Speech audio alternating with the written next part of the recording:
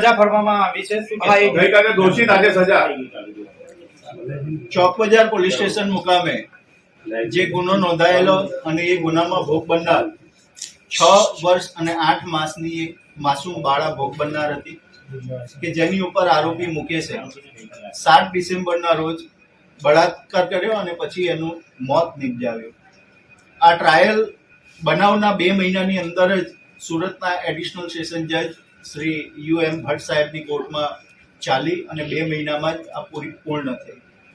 આજે બંને પક્ષોની દલીલ સજા બાબતેની દલીલો થઈ, લગભગ 2.5-3 કલાક જેટલી દલીલો થઈ અને અત્યારે 9 વાગે નામદાર કોર્ટે સજાનો ચુકાદો અત્યારે સંભળાવ્યો છે, જાહેર કર્યો છે. તે મુજબ આરોપીને ઇન્ડિયન પિનલ કોડની કલમ 302 તથા 376 AB હેઠળ ફાંસીની સજા કરવાનો હુકમ ફટકાર્યો છે. જે સજા હાઈકોર્ટના હુકમ એની બહાલીને આધીન રહેશે. એ ઉપરાંત 5,000 રૂપિયા દંડ કર્યો છે. ઇન્ડિયન પિનલ કોડની કલમ 363 હેઠળ 7 વર્ષની સજા કરી છે અને દંડ 1,000 રૂપિયા આપેલો છે.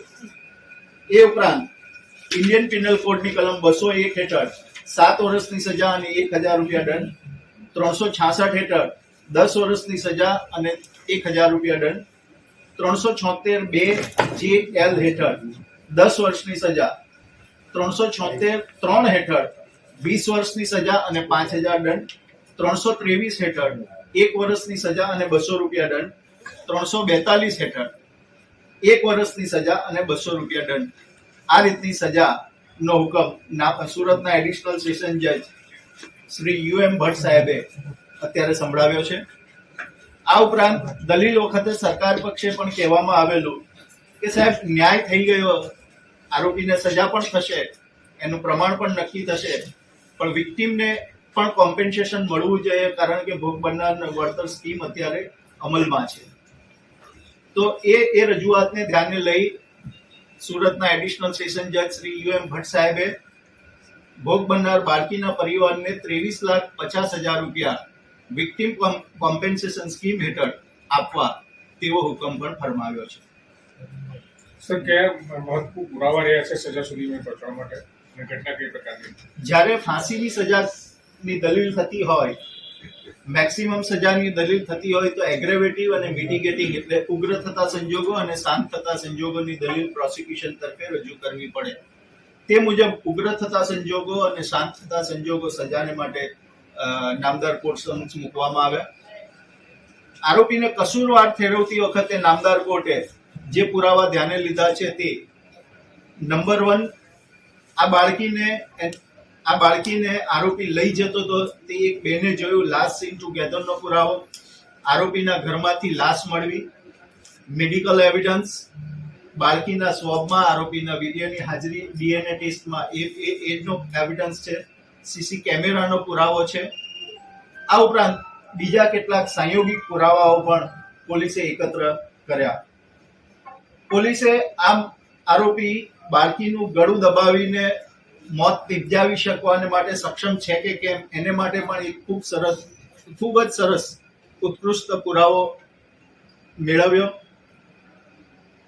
મેડિકલ એવિડન્સ મેળવો અને તે મુજબ આરોપી ડિસેબલ નથી, એટલે એના બંને હાથ પણ યોગ્ય રીતે કામ કરી શકે છે તેવો પુરાવો પણ પોલીસે મેળવ્યો.